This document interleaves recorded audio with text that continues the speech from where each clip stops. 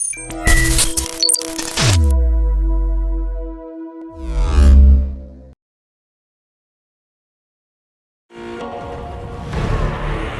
the Paunch was not only the largest and most powerful goblin to have ever lived, he was one of the greatest greenskins ever, being the only greenskin warlord to have ever made a successful invasion of the distant lands of Ulthuan. Gobbos are cowardly and disloyal, but nothing stirs their wicked hearts like Grom, who embodies their nauseating, boisterous, and often unsettlingly greedy nature. This, combined with Grom's superlative stature, is the recipe to Grom's ability to form some of the most legendary wars of all time. On the subject of recipes, Grom's power is defined by his diet. He is a very hungry boy. Different meals confer different buffs. Take this troll meat, for example. It's the secret to Grom's size, and with the right recipe, will bestow all his gobbos with regeneration. Not sure how the trolls feel about that. Yeah, sod it. I'll keep them sweet with this stunty ale. When added into the mix, it'll grant Unbreakable via their dulled senses, as well as becoming 50% less costly to recruit. When playing Grom's campaign, it's easy to get distracted with the allure of filling his belly with another delicious augment to nullify the next idiot in your way.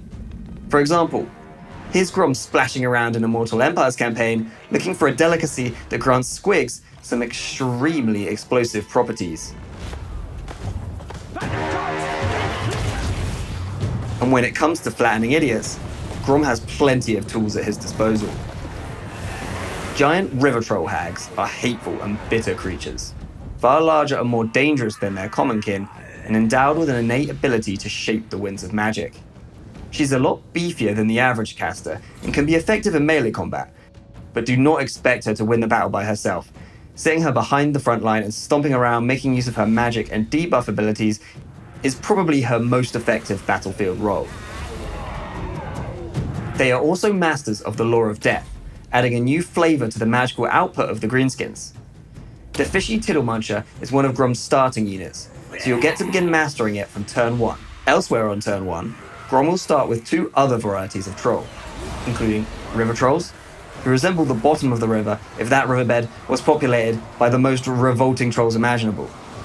Their stank is so offensively off-putting that enemies will find it more difficult to land their melee attacks even from 30 meters away. Grom loves them all the same. We've all been there after all. Stone trolls tend to consume large quantities of stone and rock. The natural magical inertia of the stone imbues them with a certain degree of magical resistance. The troll is a robust unit, capable of soaking up damage, legging it, then regenerating a bucket load of HP before rolling back around for the leftovers. Usually, they're let down by their poor leadership, but the dulled senses granted by the Magnum pizza I cooked up earlier will last 20 more turns, or until I replace this dish with a different recipe. Grom has the potential to gather every greenskin contingent in existence, but on turn 1, he starts with just one of the 4 variants of Snotling manned pump wagons.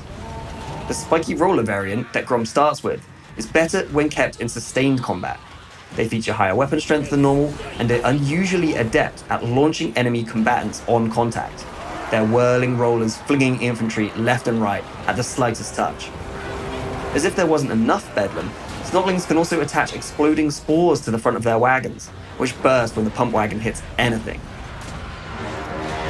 Grom rides into battle with his trusty Night Goblin assistant Nibbler, who acts as an advisor via the quests he offers you.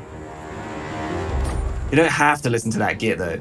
Grom usually listens to his stomach anyway, which lends itself to his freewheeling gameplay. Keep getting grilled with flame attacks, focus on acquiring and frying up some hell pepper shrooms. Or you could aim to turn the table with your own flame attacks, courtesy of the Phoenix Claw ingredient. Centaur milk. There's a recipe for every occasion and every craving. As long as you've collected enough scrap and have the right ingredients, you can cook up your favorite dishes on demand, as your next battlefield engagements dictate. You can also make use of the Greenskins' new scrap currency in the Big Thinking Tree. For starters, you'll usually want to take down the stunties at Karak Zorn, so you can claim the 8-slot provincial capital for yourself. Oops, looks like I spent too much scrap, And now I can't get the armor-piercing weapons I wanted here. Scrap that, I guess. In my guts.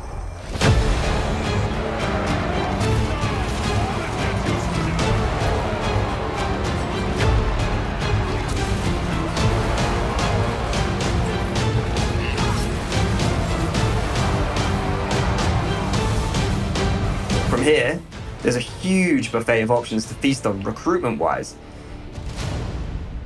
If you can resist the squigs, you might just want to start dabbling in a little shamanic secret sauce, ASAP.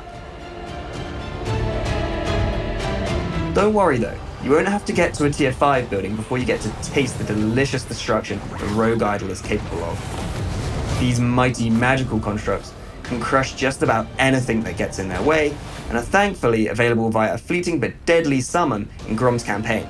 There's so much to love about these big rocky boys.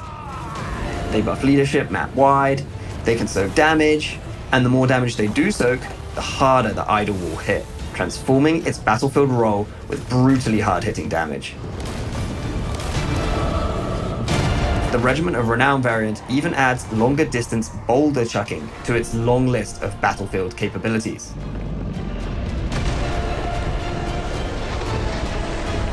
As you upgrade your cauldron via the Food Merchant's challenge, you'll be able to add more ingredients to your dishes and boost their effectiveness significantly.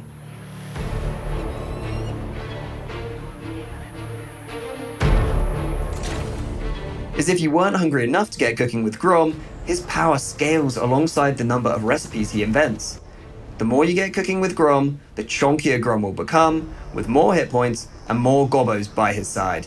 Grom is famous for leading his war on such a mad one that they ended up racing pump wagons through the streets of Middenheim, dismantling half the empire, and eventually sieging on an entirely different continent.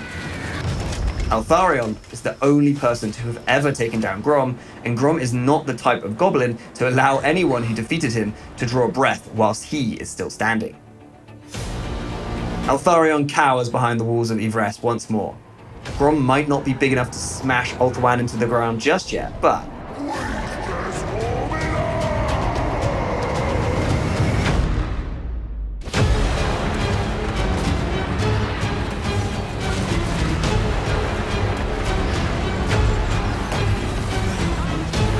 subscribe and check the playlist in the description to be the first to learn about all the latest and greatest coming from Total War. Thanks for watching.